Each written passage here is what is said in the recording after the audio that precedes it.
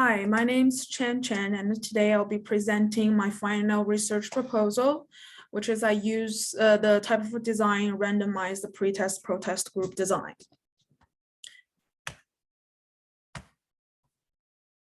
So according to the study, that it's difficult for teenagers to go to sleep before 10 p.m. And also most of teenagers and adults need more than 9 hours to sleep. And the study also shows that 50% of the Americans over age of 18 consume coffee daily, and 78% of college freshmen consume about recommended amount of caffeine per day. And the reason that people that are addicted to caffeine, especially in the morning when students choose coffee before their class, is because they believe caffeine increase excitability within brain that will keep people awake. So here's my problem, research problem here. How well do college students performing 8 a.m. class if they don't have enough sleep? And also, will coffee actually help the students before their class to improve their performance in the morning class? Let's say 8 a.m. because that's an average time for the most of college students to have the class in the morning. So in this study research, the operational definition I have here, the only independent variable will be the coffee. Like some people that will have, some students will have coffee before the class and some students won't have the coffee. And that's the only independent variable I have here.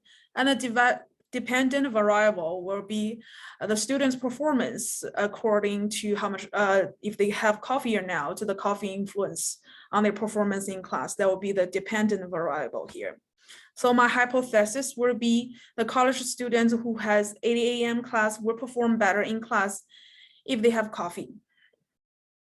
Here comes to the whole methods of my design.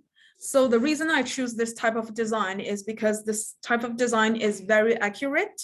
That we're actually testing the only independent variable here, which is the coffee.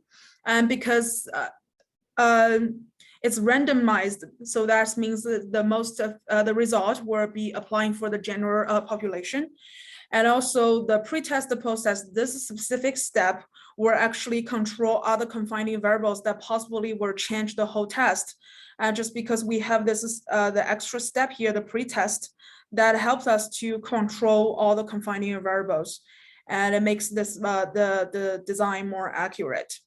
And so the target participants will randomly select 60 college students. We can do that from a couple colleges, not specifically from one. We can do that from several and within one community. It all depends on the researchers. And then we'll definitely divide them to 2 different groups, because one will be the experimental group and the other one will be the control group. So the measurements and tools we're used to here is the in-class quiz, because that's a direct way that you can test out the people's performance. By conducting the new materials in class, we can find out about their performance directly from their quiz scores at the end of the class. So here's the procedure. So before we pick the 60 students, and we divide them, randomly pick them and randomly divide them into 2 different groups.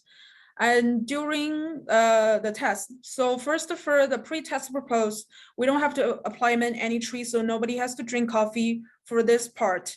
And then we give them new lecture, and they will have their in-class quiz, and we find out about their average score. So for average score is each group with 30 people, 30 students. We have their total score added together and divided by 30. So we have their average score.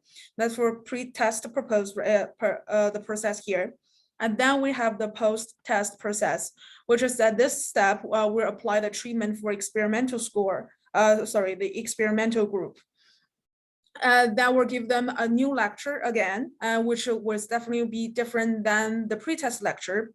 Now give them a new lecture again, and they will have the same procedure here. We have a quiz, then we calculated their average score again. So after that, first we have to compare the differences within the experimental group, pre-test and protest. We mark the difference as A, and then we do the same thing for the control group. we compare the difference between the pretest and the post-test. We mark the difference as B. And then we compare the difference A and the difference B. So after we got the result, the reason we have to get the result of A, we compare the pretest and post-test within both groups, is because the pretest result we can show their general ability, and the post-test result comparing to pretest, the only changing variable here is coffee. So it will be definitely more accurate if we compare the difference from these two steps. And then the result will be if the A, which is coming from the experimental group, if the A average score is higher, that means the coffee actually affect in this group and make the students perform well in class. And then B will be lower because the students do not have coffee. That means they will feel sleepy, or they get easy to get distracted in class, then did not perform well. So for this whole studies, there are several ethical consideration you have to think about. Is first, you have to definitely let them to sign the consent form. They have to be fully aware that what kind of a design, what kind of a study they're and participate. And also the privacy as well. And we're maybe collecting some students' information that if they're not comfortable to share, we have to guarantee all their information has to be confidential. And here is my all the references. Thank you very much for listening.